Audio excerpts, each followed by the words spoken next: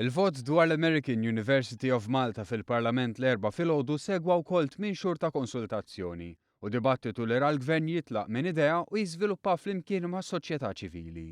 Kollox beda fil-5 ta' Mejju meta f'Kastilja il-Gvern iffirma l-ftehim ma' investituri mill-Ġordan biex f'Malta jkun hawn Università Amerikana, dan b'investiment li jisboq il-100 miljun euro. Sa mill-bidu il-Gvern kellu viżjoni ċara, dik li l-proġett jiżviluppah fin-nofsinhar ta' Malta. Għalih dan kien pass ieħor biex ikompli jirriġenera din il-parti tal-pajjiż. L-għażla waqgħet fuq iż-żon qorf l-Ghajn. Il-Prim Ministru fisser mill-bidu kif il-Gvern irid proġett li jattira studenti ta' kwalità.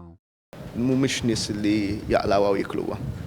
Huma studenti li ġejjin minn background middle to upper class pajjiżhom li għandhom ċertu disposable income.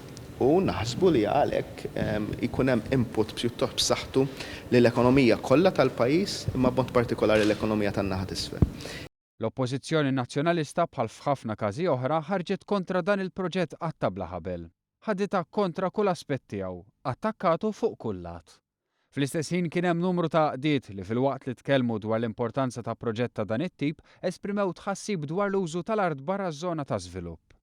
Immedjata kienet ir-reazzjoni tal-Gvern li nieda proċess ta' konsultazzjoni dwar sit alternattiv. Il-pubbliku qal tiegħu u l-Gvern kien lest li jisma' għalkemm poġġa kundizzjoni waħda, dak li l-proġett edukattiv kellu jibqa' fin-naħa ta' isfel ta' Malta. Il-pjan mibdul kien imħabbar fl-20 ta' Awwissu.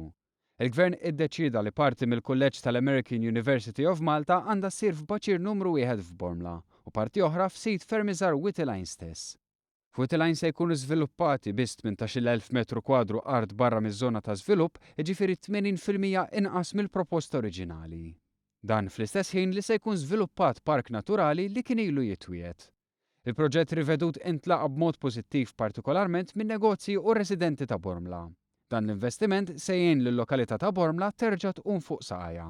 Fl-istess ħin li ma njorax li l-Ghajn li mill-għluq tal-ġerma ma ħax ir-ruħ. U fil-waqt li kien għaddej dan kollu beda l-proċess biex l-American University of Malta tkun akkreditata. Proċess indipendenti li qed jitmexxa mill-Kummissjoni Nazzjonali għall-Edukazzjoni Ogħla u li analizza l-korsijiet li din l-Università qed tfassal bl-appoġġ tad-DePaul University, istituzzjoni edukattiva rispettata ferm. We are very pleased to be invited to help in the design of the educational programs at the new American University of Malta, and to provide additional assistance regarding the development of academic structure and administration for this new university. Bil-ħidma fuq il-proġett qabdet ritmu tajjeb kien imiss id-diskussjoni fil-Parlament. Diskussjoni li saret wara li l-Gvern aġixxa bit-trasparenza sħiħa fejn mhux biss ippubblika l-kuntratt dwar it-trasferiment tal-art iżda wera wkoll id-due diligence dwar l-investituri lill-Oppożizzjoni.